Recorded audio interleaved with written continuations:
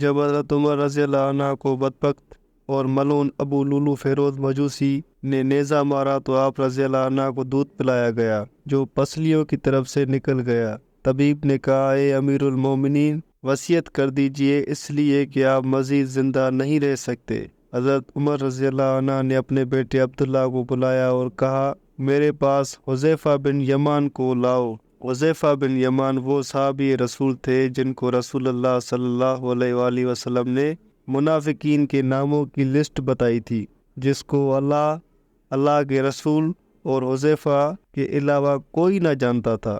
حذیفہ رضی اللہ عنہ حاضر ہوئے تو امیر المومنین حضرت عمر رضی اللہ عنہ گویا ہوئے جبکہ خون آپ کی پسلیوں سے بہہ رہا تھا۔ آپ نے کہا، حذیفہ، میں تجھے اللہ کی قسم دیتا ہوں، کیا رسول اللہ صلی اللہ علیہ وآلہ وسلم نے میرا نام منافقین میں لیا ہے کہ نہیں؟ حذیفہ رضی اللہ عنہ روتے ہوئے کہنے لگے، اے امیر المومنین، یہ میرے پاس رسول اللہ صلی اللہ علیہ وآلہ وسلم کا راز ہے، میں اس کو مرتے دم تک کسی کو نہیں بتا سکتا۔ حضرت عمر رضی اللہ عنہ کہنے لگے، حذیفہ، بلا شبہ یہ رسول اللہ صلی اللہ علیہ وآلہ وسلم کا راز ہے، بس مجھے اتنا بتا دیجئے کہ رسول اللہ صلی اللہ علیہ وآلہ وسلم نے میرا نام منافقین کی لسٹ میں شمار کیا ہے یا نہیں؟ حضرت حذیفہ رضی اللہ عنہ نے کہا، اے عمر، میں صرف آپ کو یہ بتا رہا ہوں، اگر آپ کے علاوہ کوئی اور ہوتا تو میں کبھی بھی اپنی زبان نہ کھولتا، وہ بھی صرف اتنا بتاؤں گا کہ رسول اللہ صلی اللہ علیہ وآلہ وسلم نے آپ کا نام منافقین میں شمار نہیں فرمایا۔ حضرت عمر رضی اللہ عنہ یہ سن کر اپنے بیٹے عبداللہ سے کہنے لگے، عبداللہ، اب صرف میرا ایک معاملہ دنیا میں باقی ہے۔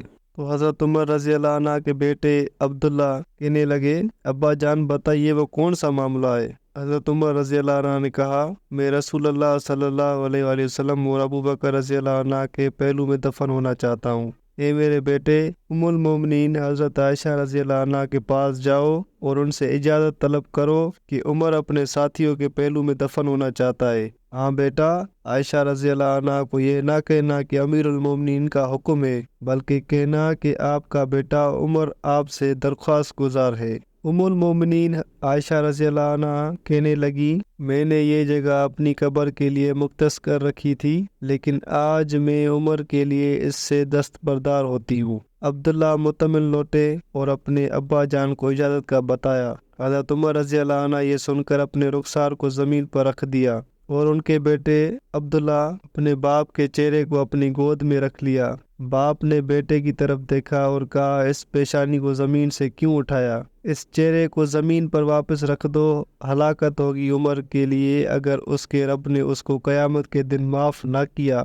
حضرت عمر رضی اللہ عنہ نے اپنے بیٹے عبداللہ کو یہ وصیت کر کے اس دار فانی سے کوچ کر گئے، جب میرے جنازے کو اٹھایا جائے اور مسجد نبی میں میرا جنازہ پڑھا جائے تو حذیفہ پر نظر رکھنا، کیونکہ اس نے وعدہ توڑنے میں تو شاید میرا حیا کیا ہو، مگر دھیان رکھنا کہ وہ میرا جنازہ بھی پڑھتا ہے یا نہیں۔ اگر تو حذیفہ میرا جنازہ پڑھے تو میری میت کو رسول اللہ صلی اللہ علیہ وآلہ وسلم کے گھر کی طرف لے کر جانا اور دروازے پر کھڑے ہو کر کہنا، یا ام المومنین، اے مومنوں کی ماں، آپ کے بیٹے عمر کا جسد خاکی آیا ہے۔ ہاں، یہاں بھی یاد رکھنا، امیر المومنین نہ کہنا، عائشہ رضی اللہ عنہ مجھ سے بہت حیا کرتی ہیں۔ اگر تو عائشہ رضی اللہ عنہ اجازت فرما دے تو ٹھیک، اگر اجازت نہ ملے تو مجھے مسلمانوں کے قبرستان میں دفنا دینا۔ عبداللہ بن عمر رضی اللہ عنہ کہتے ہیں، ابا جان کا جنازہ اٹھایا گیا تو میری نظریں حذیفہ پر تھیں۔ حذیفہ آئے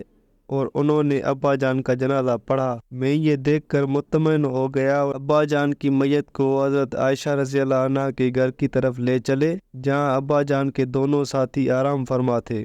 دروازے پر کھڑے ہو کر میں نے کہا، یا ام المومنین، اماں جان، آپ کا بیٹا عمر دروازے پر کھڑا ہے، کیا آپ اس کو دفن کی اجازت دیتی ہیں؟ حضرت اماں عائشہ رضی اللہ عنہ نے کہا، مرحبا، امیر المومنین کو اپنے ساتھیوں کے ساتھ دفن ہونے پر مبارکباد ہو۔ اللہ راضی ہو عمر سے، جنہوں نے زمین کو عدل کے ساتھ بھر دیا۔